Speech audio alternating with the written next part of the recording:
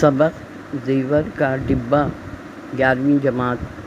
سوال نمبر 7، الفاظ اور تراکیب کو اپنے جملوں میں استعمال کیجیے۔ صلاح، مشورہ، رائے، تدبیر۔ ہمیں ہر کام کرنے سے پہلے صلاح مشورہ لے لینا چاہیے۔ خستہ حال، پریشان حال، بد حال۔ رمضان میں خستہ حال مسکین بھیک مانگنے سڑکوں پر آ جاتے ہیں۔ اڑا لینا، چرا لینا، غائب کر دینا۔ بھرے بازار میں چور نے میری جیب سے پرس اڑا لیا۔ کارستانی، چالاکی، ہوشیاری۔ شرارت، میرا چشمہ توڑنے میں میرے چھوٹے بھائی کی کارستانی معلوم ہوتی ہے۔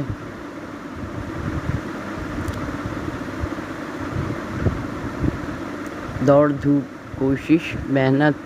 قائد اعظم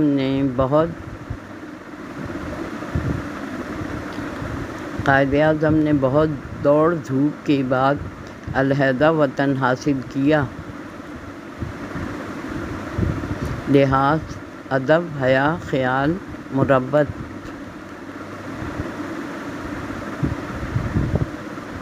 بزرگوں سے گفتگو کرتے ہوئے ان سے ادب و لحاظ کا خیال رکھنا چاہیے۔ جواب دہی، ذمہ داری، پیروی۔ مرنے کے بعد ہر شخص کو اپنے اعمال کی جواب دہی کرنا ہوگی۔ دھوم دھام، زور و شور۔ میرے بھائی جان کی شادی بہت دھوم دھام سے ہوئی۔ ضمیر، دل میں اچھائی اور برائی کے درمیان خیال آنا۔ برے اور غلط کاموں پر ہمارا ضمیر ہمیں ملامت کرتا ہے۔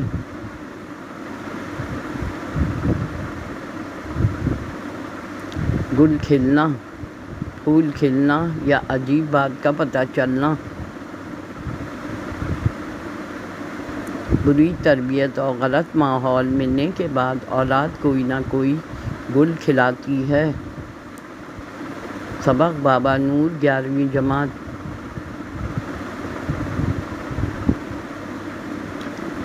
سوال نمبر 7، ذیل کے الفاظ و تراکیب اور محاورے جملوں میں استعمال کیجیے۔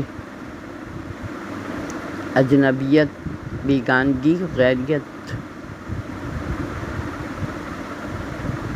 اپنے وطن سے دور رہ کر غیر ملک میں مجھے لوگوں سے اجنبیت کا احساس ہوتا ہے۔ پگڈنڈی، پیدل چلنے کا تنگ راستہ۔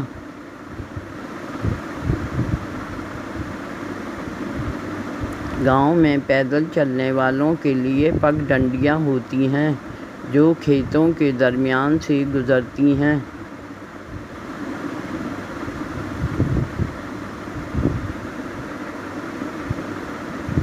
دامن بچانا، الگ رہنا، لا تعلقی۔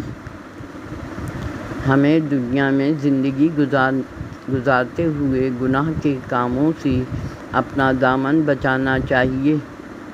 زخم سہلانا، غم کم کرنا۔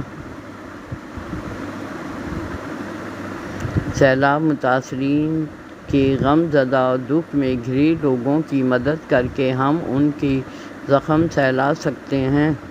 دم بخود، ساکت، چپ چاپ۔ جنگل میں شکاری اچانک شیر کو اپنے سامنے دیکھ کر دم بخود رہ گیا۔